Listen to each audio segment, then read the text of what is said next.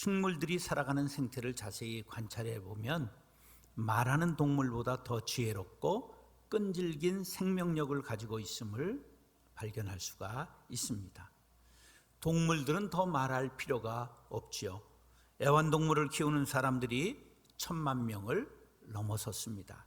그런데 문제는 기르고 힘들다, 귀찮으면 내다 버리는 사람들이 많아 사회적으로 문제가 야기되고 있습니다. 동물들의 생태를 보다가 새끼를 낳아 기르는 모습에서 숭고함을 느낄 때가 있습니다. 창조주 하나님께서 말 못하는 미물들에게도 이토록 가슴 절절한 부성애와 모성애를 부여하였는데 하물며 하나님의 형상대로 지음받은 인간은 더 말할 나위가 없을 것입니다. 그런데 요즘 우리 사회에서 너무 가슴 아픈 뉴스를 자주 접하게 됩니다. 귀한 생명을 낳아 화장실에 버리기도 하고 젖먹이 아기를 집안에 홀로 방치해 죽게도 만들고 의붓자식을 벌 준다고 여행용 가방에 가두었다가 질식사하기도 했습니다. 자녀는 하나님이 주신 기업입니다. 하나님이 주신 기업인 자녀를 예수 그리스도 안에서 말씀으로 양육하는 것이야말로 부모된 우리들에게 맡기신 목양의 사명이고 가장 큰 미션입니다. 그런데 생명경시 풍조로 인해 자녀의 생명을 마음대로 처분하고 마구 다루는 일그러진 모습이 자주 일어납니다. 그리고 자살이 반복되는 것이 우리 사회의 현상이 되었습니다. 이것을 이해하면 교훈이 되지만 비난하면 싸움이 되고 상처로 남게 됩니다. 정죄하고 비난하기보다 이런 일이 왜 반복되는 것일까 이해하면 참 좋겠습니다. 대한민국을 자살공화국이라고 말합니다. OECD 회원 국가의 평균 자살이 11.5명인 것을 보면 우리나라가 엄청나게 많은 분들이 죽는 것을 알 수 있습니다. 하루에 37명, 한 해에 15,600명이 이 일로 죽습니다. 청소년은 학업 성적 때문에, 20대는 정신적 고통 때문에, 30대에서 50대까지는 경제적 문제로, 60대 이상은 건강 문제 때문에 그러한 경우가 많습니다. 사회학자들은 우리 사회의 경쟁적 분위기가 한몫 거둔다고 말합니다. 성취를 강조하기 때문에, 끝없이 자신과 주변을 비교하기 때문에 불행감과 우울증에 빠진다는 것이지요. 인간의 존엄은 완벽한 삶에 있지 않습니다. 뛰어난 성공을 하는데도 있지 않습니다. 삶은 고통과 도전의 연속입니다. 파도같이 갈마들여 오는 것과 같이 시련은 연속적으로 우리의 삶에 다가옵니다. 그것을 견디는 것만 해도 대단한 일입니다. 우리는 인간은 다른 생명들과 다르게 하나님의 형상대로 지음을 받고 하나님의 생기를 부여받은 귀중한 존재라는 것을 알아야 합니다. 생명의 주인은 하나님이십니다. 그러므로 내가 내 생명을 재단할 수는 없는 것입니다. 우리는 이러한 것을 정의를 삼고 정의를 내리고 오늘 말씀을 전개해 보도록 하겠습니다. 사랑하는 형제 자매 여러분, 말씀을 통해 깨닫는 은혜가 임하기를 축원합니다. 따라서 승자의 저주를 기억합시다. 어느 한 방면의 일가를 이룬 사람을 보면 그 사람은 성공했어, 그런 말들을 합니다.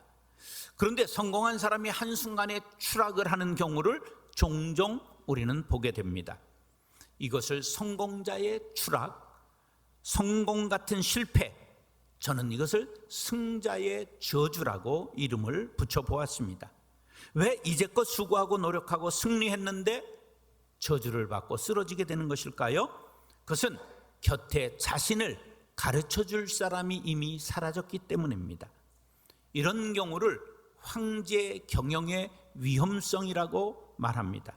자수성가형 기업인, 맨 땅에서 교회를 개척해서 성공시킨 대형교회 목사, 배경 없이 흙수저에서 금수저가 된 예술인 그러한 경우를 말할 수가 있겠습니다. 그 중에 끝까지 지위를 유지하신 분들은 겸손하고 남의 조언의 귀를 잘 기울이고 자만하지 않았다는 특징을 가지고 있습니다. 그런데 마지막에 비난받고 명예와 지위를 잃고 실패한 분들을 보면 어느 순간부터 남의 말을 듣지 않고 교만하고 자기에게 좋은 말하는 사람들만 곁에 두고 쓴소리하는 사람은 멀리하는 경우가 많이 있는 것을 보았습니다. 결국 비난받고 명예와 지위를 한순간에 잃게 됩니다. 성공 같은 실패, 승자의 저주라고 하겠습니다.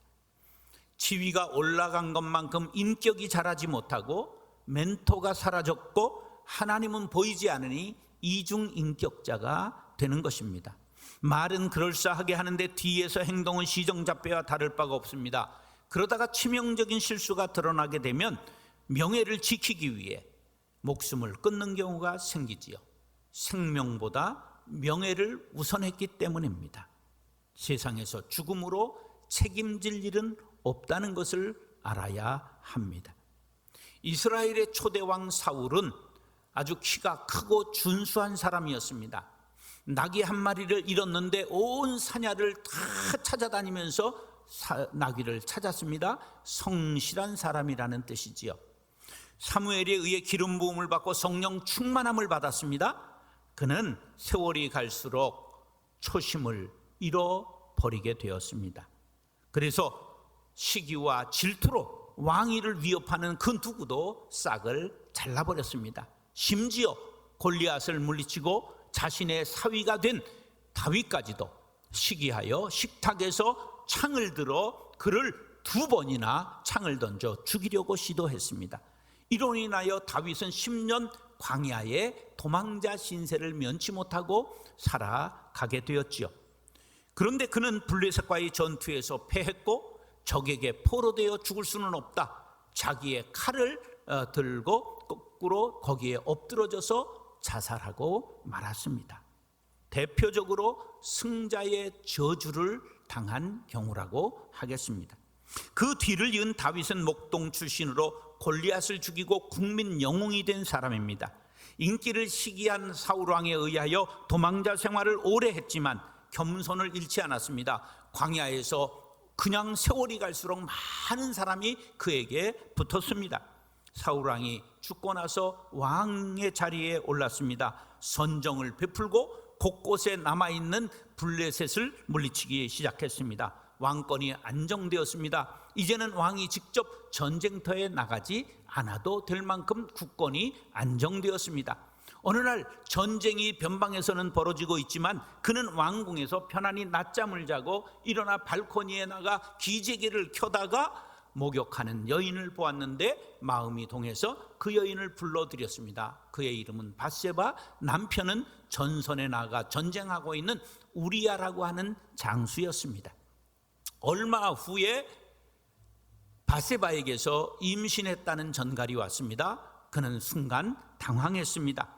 그래서 전선의 모압 총사령관에게 밀서를 보냈습니다. 우리야를 휴가를 보내라. 그래서 우리야 장군이 휴가를 왔습니다. 그런데 그가 너무 충성스러운 게 탈이었습니다. 그가 나의 상관과 동료와 부하들은 전쟁터에 피를 흘리고 있는데 내가 집에 들어가 아내와 편한 잠을 잘 수 없다. 그가 말하고 숲에서 텐트를 치고 거기에서 휴가를 보내고 귀대하고 말았습니다. 그것을 안 다윗이 앞이 캄캄했습니다. 그에게 수포로 돌아가자 이번엔 밀서를 모압에게 보내서 우리야를 최전방에 블레셋 성을 공격하라고 명령을 내렸습니다. 그리고 그의 뒤에 지원 부대를 끊으라고 얘기를 했습니다. 까닭도 모른 채 우리야는 최전선에서 블레셋 성을 공략하다가 후원 부대가 지원 부대가 오지 않고 그곳에서 장렬하게 전사하고 말았습니다. 다윗은 깜쪽같이 해치웠다고 생각하고 밧세바를 아내로 맞아들였습니다. 그러던 어느 날 나단 선지자가 다윗 왕에게 찾아와 말을 합니다. 대왕이여, 우리나라 한 고을에 악한 부자가 있는데 자기 집에 손님이 오니까 자기 우리에 있는 100마리의 양은 아끼고 이웃에게 있는 1마리의 양을 뺏어다가 잡아서 손님을 대접했습니다. 이 소리를 듣자 다윗이 대노했습니다. 우리와 같이 하나님을 섬기는 이 나라에 그런 악한 놈이 있단 말이냐? 당장 잡아들이라. 내가 그를 문초하리라. 그때 나단 선지자가 다윗의 눈을 빤히 쳐다보더니 바로 당신이 그 놈입니다. 다윗이 어떻게 했을까요? 그 순간 어찌하여 우리아를 죽이고 밧세바를 빼앗았습니까? 당신에게는 수많은 후궁이 있지 않습니까? 이 질책을 듣는 순간 그는 무릎을 꿇었습니다. 그리고 잘못을 시인했습니다. 사람은 누구나 다 죄인입니다. 죄가 발각된 사람들은 교도소 안에 있고 발각되지 않은 우리는 여기에 있는 것이 다를 뿐입니다. 로마서 3장 10절에 의인은 없나니 한 사람도 없나니라.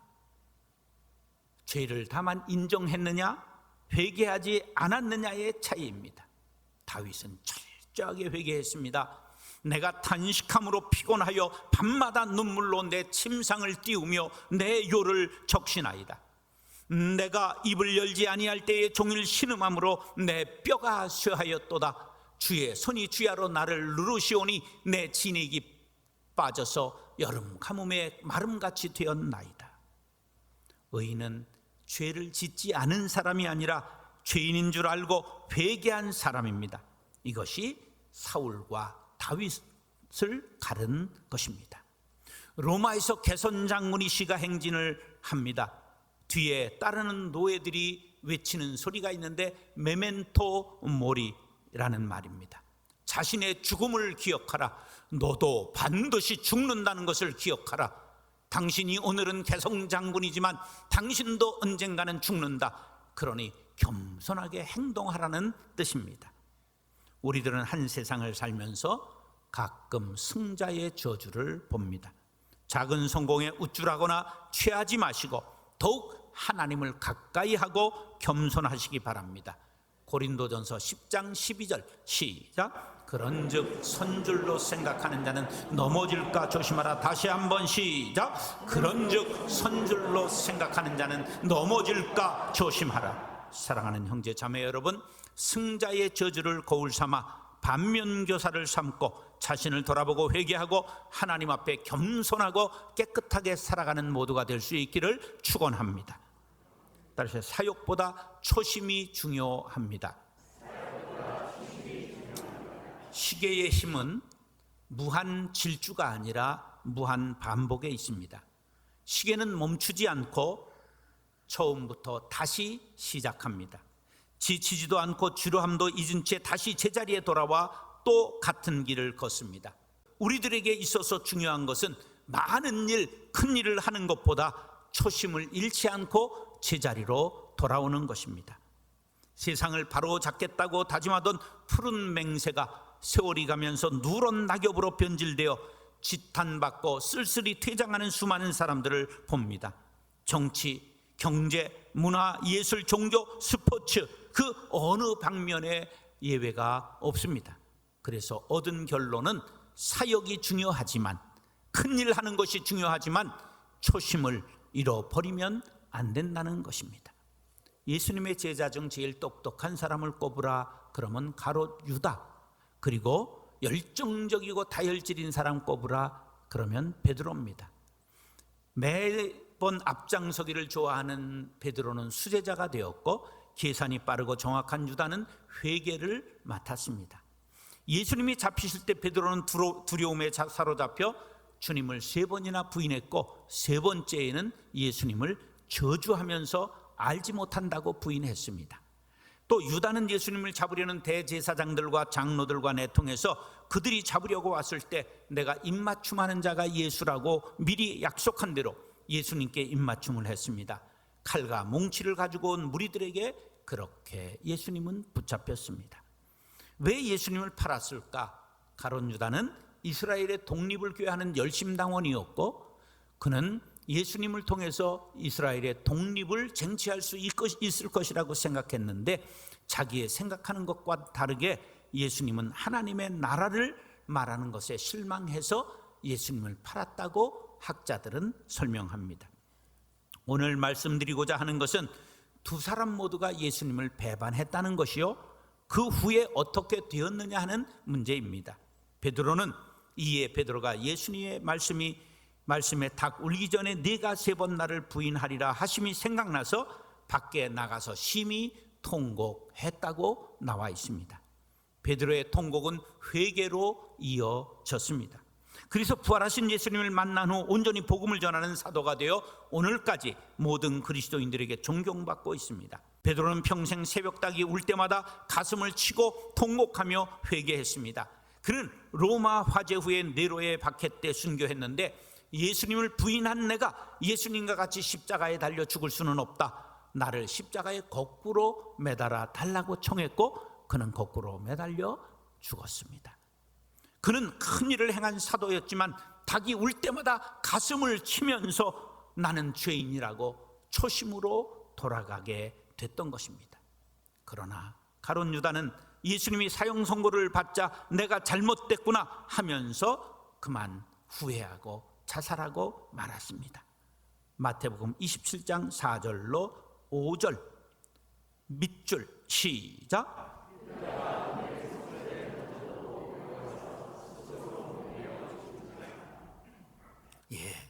베드로도 유다도 모두 잘못을 깨달았지만 베드로는 회개하고 성자가 되었고 유다는 회개하지 못했기 때문에 실패하고 말았습니다. 부끄럽고 얼굴을 들 수 없어도 회개하고 눈물을 흘리면 하나님은 받아주십니다. 죄는 회개의 눈물로만 씻을 수 있습니다. 큰일을 하는 사역보다 훨씬 중요한 것은 초심을 잃지 않고 첫사랑의 자리, 첫 맹세의 자리, 첫 은혜의 자리로 돌아가는 것임을 잊지 마시기 바랍니다.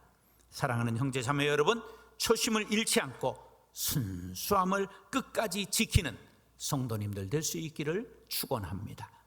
따라하시죠. 피투성이라도 살아야 합니다. 일본에는 하라키리라고 하는 문화가 있습니다. 이걸 할복 문화라고 하는데, 생명보다 명예를 우선시하는 무사들이 전쟁에서 패하거나 포로로 잡힐 경우 자신은 죽음을 두려워하지 않는 용맹한 무사라는 것을 패를 가르고 죽음으로 보여주는 행위를 할복이라고 말합니다. 그래서 할복한 무사는 용맹한 무사로 이름이 남게 됩니다. 이 문화가 2차 세계대전의 패배가 짙어가자 가미카제 특공대로 이어졌습니다. 자살 특공대를 말하죠. 바로 그런 문화 때문입니다. 이런 문화는 성경에 비추어 볼 때 천하보다 귀한 생명을 죽이는 것입니다. 생명의 주인이신 하나님의 영역을 침범하는 것이 됩니다. 우리는 성경의 오늘 말씀 에스겔 16장 6절을 꼭 마음에 새겨야 합니다. 시작. 내가 내 곁으로 지나갈 때에 내가 피투성이가 되어 발짓하는 것을 보고 내게 이르기를 너는 피투성이라도 살아있으라, 다시 이르기를 너는 피투성이라도 살아있으라 하고. 에스겔이 그 환상 중에 보니까 하나님이 지나가시면서 어린아이가 피투성이인 채 있는데 그 피투성이로 발버둥 치는 어린아이를 보면서 피투성이인 채라도 살아있어라, 그렇게 반복해서 강조하고 있는 것을 우리에게 전하고 있는 것입니다. 이 내용이 무엇입니까? 모든 하나님의 자녀들은 죽을 수밖에 없는 절박한 상황일지라도 살아내야 한다는 것입니다. 코로나19로 사방이 막혀 있습니까? 경제 상황이 피투성이인 채 먹고 살기가 힘드십니까? 그래도 살아 있어야 합니다. 모함을 당하고 억울해서 못 살겠습니까? 몸과 마음이 만신창이가 되고 피투성이인 채 상태가 좋지 않습니까? 그래도 살아 있으라고 말씀하십니다. 남편이 속썩입니까? 자녀들이 학교 안 가고 하라는 공부는 안 하고 말썽 핍니까? 놀기만 합니까? 밥만 축냅니까? 그래도 속에서 열불이 날지라도 참으시고 살아 찾아내야 합니다. 사방을 둘러봐도 어느 곳 하나 희망이 사라졌습니까? 그래도 살아있으라고 하나님께서 말씀하고 있습니다. 환양년이라는 말 들어보셨죠? 술집 여자, 몸 파는 여자를 우리 어렸을 때 환양년이라고 말했습니다. 이 말은 민족의 비극을 담고 있는 말입니다. 환향녀, 고향으로 돌아온 여자라는 것이 변하여 환양년으로 변한 것입니다. 임진왜란이 끝난 지 38년, 병자년에 새로 일어난 청나라가 조선을 쳐들어왔습니다. 병자호란이라고 하지요. 청태종이 직접 2만 명을 병력을 이끌고 조선을 침략해서 당할 수 없는 인조는 남한선성으로 피신했고, 추운 겨울 2달을 견디지 못하고 식량은 떨어지고 그가 송파구 삼전도 앞에 나와 청태종 앞에 머리를 3번 절하고 9번 땅에 찢는 삼배구고두라고 하는 것을 했습니다. 한 번 절하고 땅에다 머리를 3번 박습니다. 피가 여기에 낭자했다고 말합니다. 이런 치욕을 당했습니다. 왕만 치욕을 당했을까요? 돌아간 그들이 60만 명의 포로를 잡아갔습니다. 놀랍게도 그 중에 50만 명이 아녀자들이었다는 사실입니다. 그런데 시간이 가면서 그 청나라에 살아있는 아내와 딸을 위해서 돈을 장만하고 가서 그들을 사오는 일이 생겼습니다. 그런데 사대부의 집에서는 정조를 잃어버린 여자를 우리 함께 살 수 없다고 내치기도 하고 자살을 명하기도 했습니다. 그래서 조정에서 회의 끝에 임금이 대신들의 그 의견을 받아들여 그들이 마지막 한양에 들어오기 전에 있는 홍제천에서 목욕을 하고 들어오면 그들의 죄를, 그들의 과거를 물을 수 없다고 영을 내렸습니다. 그래서 청나라에 잡혀갔다가 돌아온 여자들을 환향, 고향으로 돌아왔다. 환양년대, 그들이 나중엔 환양년이라고 이것이 변질되어 사람을 손가락질을 하는 것이 된 것이지요. 가만히 생각해 보십시오. 그렇게 수치와 모욕을 당한 우리의 할머니들이 피투성이가 된 채로 살았기 때문에 오늘 우리가 있는 것이 아닐까요? 생명은 그 어떤 치욕을 다독고도 남을 만큼 귀중한 것입니다. 생명은 생명을 낳습니다. 성경에 부끄러운 이름이 예수님의 족보에 그대로 남아있는 것은 피투성이인 채라도 살아있으라는 뜻입니다. 다말은 시아버지와 관계해서 베레스와 세라를 낳았습니다. 라합은 여리고성에서 이름을 날리던 기생입니다. 그가 다윗 왕의 고조 할머니가 됩니다. 인생을 끊어서 보지 말고 구속사의 연장선으로 보아야 합니다. 내가 피투성이인 채라도 살면 반드시 주의 영광을 나타낼 다윗이 태어나고 솔로몬이 태어날 것입니다. 인생을 길게 보는 영안이 열릴 수 있게 되기를 간절히 바랍니다. 고린도후서 4장 8절로 10절 시작. 우리가 사방으로 우겨쌈을 당하여도 쌓이지 아니하며 답답한 일을 당하여도 낙심하지 아니하며 박해를 받아도 버림바 되지 아니하며 거꾸로 뜨림을 당하여도 망하지 아니하고 우리가 항상 예수의 죽음을 몸에 짊어짐은 예수의 생명이 또한 우리 몸에 나타내게 하려 함이라. 아멘. 사랑하는 형제 자매 여러분, 코로나19로 몹시 어려우시지요? 답답하시지요? 사방에 우겨 쌓임을 당한 것 같이 어려우시지요? 참고 인내하시기 바랍니다. 피투성이인 채라도 살아있다 보면 죽음을 이기시고 부활하신 예수 생명이 여러분들의 삶에 나타나게 될 줄로 믿습니다. 그렇게 승리의 날을 맛보게 되시기를 예수님의 이름으로 축원합니다.